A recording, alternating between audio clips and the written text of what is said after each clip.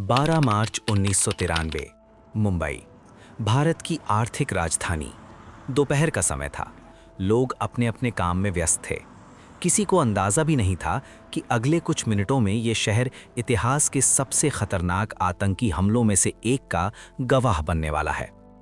अचानक Mumbai stock exchange के बाहर एक जोरदार धमाका होता है। आसमान में धुएं का गुबार उठता है।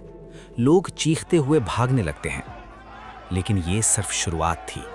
कुछ ही मिनटों में मुंबई के अलग अलग हिस्सों से धमाकों की आवाजें आने लगती हैं। 1, 2, 3, कुल 13 धमाके, 257 लोगों की मौत, 1400 से ज्यादा घायल। पूरा देश स्तब्ध था। जब जांच शुरू हुई तो एक नाम बार बार सामने आने लगा। एक ऐसा नाम जो उस समय तक मुंबई की अंडरवर्ल्ड दुनिया का बादशाह बन चुका था, दाऊद इब्राहिम। लेकिन सवाल यह है, एक पुलिस कांस्टेबल का बेटा कैसे बन गया दुनिया का सबसे खतरनाक अपराधी? और क्यों आज तक भारत की एजेंसियां उसे पकड़ नहीं पाई हैं? ये है दाऊद इब्राहिम की कहानी। 1955 मुंबई के डोंगरी इलाके में एक साधारण परिवार में एक बच्चे का जन्म होता है।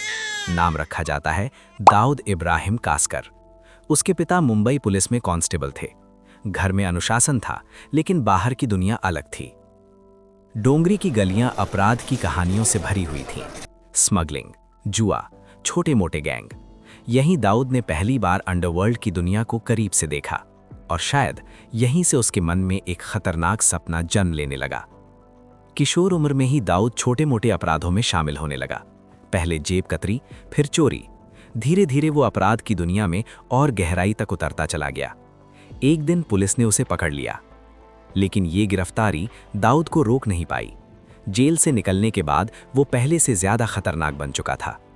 1970 के दशक में मुंबई अंडरवर्ल्ड पर कुछ बड़े नामों का राज था। करीम लाला, हाजी मस्तान। ये लोग मुंबई के अवैध कारोबार को नियंत्रित करते थे।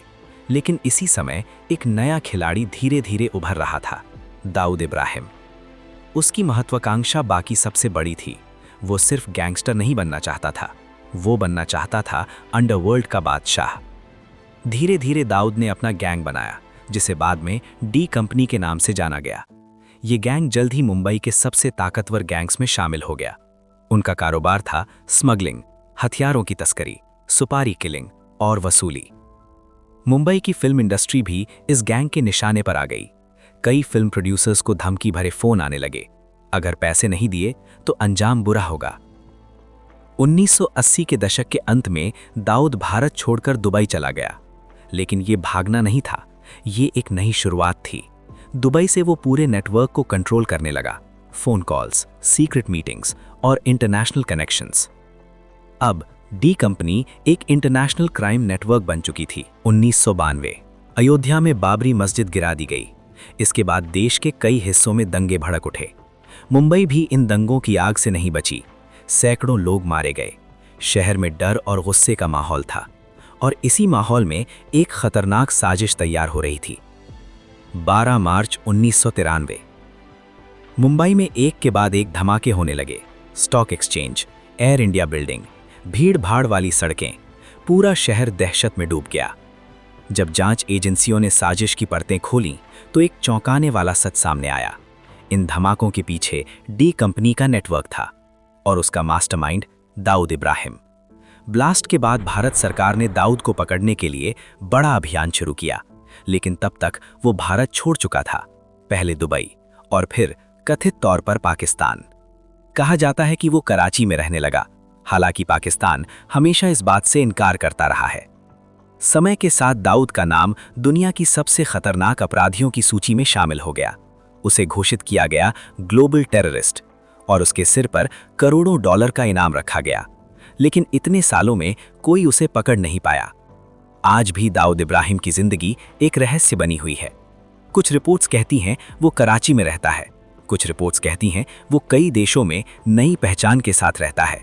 लेकिन सच्चाई क्या है, ये कोई निश्चित रूप से नहीं जानता। 1993 के धमाकों को 3 दशक से ज्यादा समय बीत चुका है, लेकिन उन धमाकों का दर्द आज भी जिंदा है। सैकड़ों परिवार आज भी न्याय का इंतजार कर रहे हैं। भारत की एजेंसियां आज भी दाऊद की तलाश कर रही हैं। लेकिन सवाल आज भी वही है, क्या दाऊद इब्राहिम कभी भारत की अदालत में पेश होगा, या वो इतिहास का सबसे बड़ा भगौड़ा बनकर हमेशा के लिए गायब हो जाएगा? मुंबई के धमाकों का धुआं भले ही अब खत्म हो चुका हो, लेकिन उस धुएं के पीछे छिपा नाम आज भी जिंदा है, दाऊद इब्राहिम।